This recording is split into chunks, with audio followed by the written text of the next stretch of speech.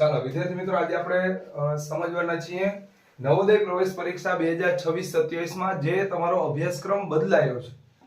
હવે બેટા ઘણા વર્ષો પછી આ બદલાવ આવ્યો છે, એટલે મુખ્ય પેટર્ન શું હતી પહેલા આપણે તો કે બેટા આ વિષયમાં વાત કરીએ ને નવોદયમાં તો આકૃતિ વિભાગ આવતો.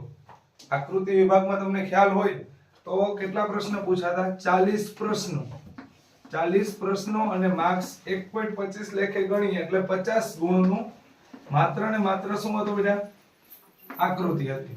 કેટલા ગુણની હતી? પેલા 50 ગુણની. હવે બહુ મહત્વનું છે, 100 ગુણમાંથી તમારે નવોદયમાં લગભગ મેરિટ બહુ ઊંચા જતા હોય દરેક જિલ્લામાં. ત્યારે આપણે સારામાં સારા ગુણ લાવવા માટે પેલા નવોદયમાં આપણે પેપરની પેટર્ન સમજવી પડે, અને એ પેટર્ન સમજીને ચાલીએ તો જ આપણે સારું પરિણામ લાવી શકીએ. તો આજના આ વિડીયોમાં આપણે નવોદય પ્રવેશ પરીક્ષામાં ખૂબ સારા માર્ક્સ કેવી રીતે લાવી શકીએ એના માટેનું આપણે પેપર પેટર્ન સમજવી પડશે. તો હવે જે આ 40 પ્રશ્નો છે એ પણ પૂછાવાના નથી, અને 40 ની જગ્યાએ હવે કેટલા પ્રશ્ન પૂછાવાના છે? 20 પ્રશ્નો. જોજો, બરાબર ધ્યાનથી સમજજો. હવે 40 પ્રશ્નની જગ્યાએ કેટલા પ્રશ્ન પૂછાવાના?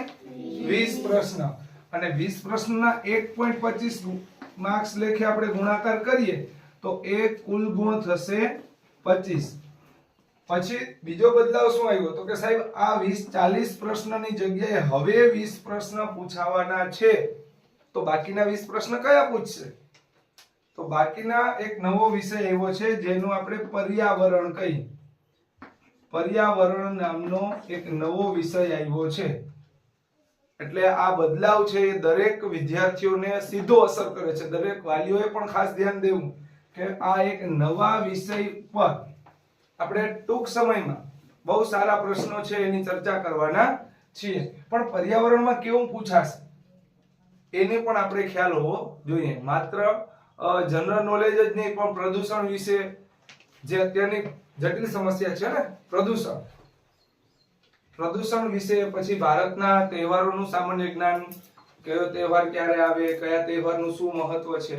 એટલે બાળક છે એ માત્ર ગોખણીય જ્ઞાન ઉપર ના ચાલે, અને એને એક નવા જ્ઞાન, બેઝિક જ્ઞાનની માહિતી મળતી હતી. એટલે 20 પ્રશ્ન કેના આવવાના બેટા? પર્યાવરણ. બરોબર છે. હવે ગણિતના ફરીથી 20 પ્રશ્નો જ આવશે, અને ગણિતના કોઈ પણ પ્રકારનો બદલાવ થયેલો નથી. તો 20 પ્રશ્નો અને કેટલા ગુણ? 25 ગુણ. ફરીથી યાદ કરાવતો રહું કે એક પ્રશ્નના કેટલા ગુણ છે બેટા? 1.25. પછી ગુજરાતી વિભાગમાં પણ 20 પ્રશ્નો પૂછાશે. 20 પ્રશ્નો એટલે કે 4 ફકરા. જોજો મિત્રો, માત્ર ગુજરાતી ફકરા આધારિત હોય એટલે આપણે એમ લાગે કે ફકરામાંથી બધા જવાબ તો જડી જ જાય, એકદમ સહેલું. પણ એવું નથી. 4 કે 3 પ્રશ્ન સહેલા હોય, 2 પ્રશ્ન છે એ તમારી સમજણ શક્તિ માંગી લે તેવા હોય. એ પછી સમાનાર્થી હોઈ શકે, વિરુદ્ધાર્થી હોઈ શકે, કે આખા ફકરાનું યોગ્ય શીર્ષક નામનો પ્રશ્ન પૂછાય છે. એટલે ખૂબ મહત્વના છે, અને આ પણ 25 માર્ક્સ નું રહેશે.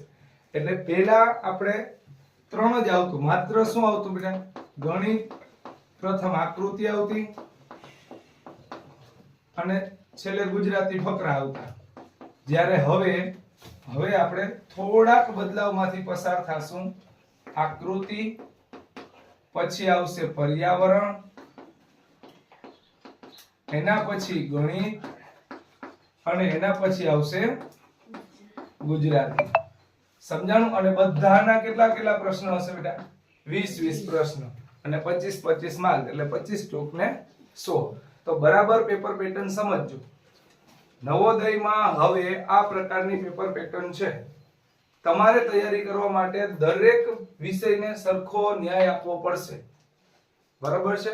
ટૂંક સમયમાં આપણે આઈએમપી દાખલાઓની સિરીઝ લઈને પણ નવોદયના વિદ્યાર્થીઓ માટે આવવાના છીએ. બરાબર.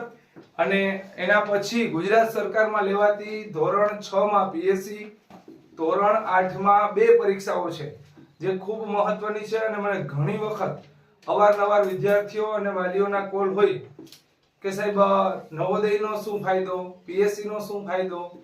એના પછી બહુ ઇમ્પોર્ટન્ટ કે ધોરણ 8 માં એનએમએમએસ એનાથી અમને શું લાભ થશે અને જ્ઞાન સાધનાનો શું ફરક છે?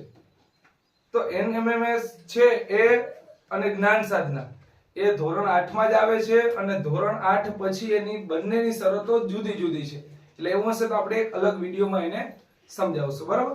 તો અત્યારે આ વિડીયોમાં આટલી જ માહિતી કે નવોદયમાં બદલાતા પેપર પેટર્ન મુજબ આપણે છે એ ખૂબ સારો સ્કોર કરવા માટે પહેલા પેપર પેટર્ન સમજવી ખૂબ જરૂરી છે.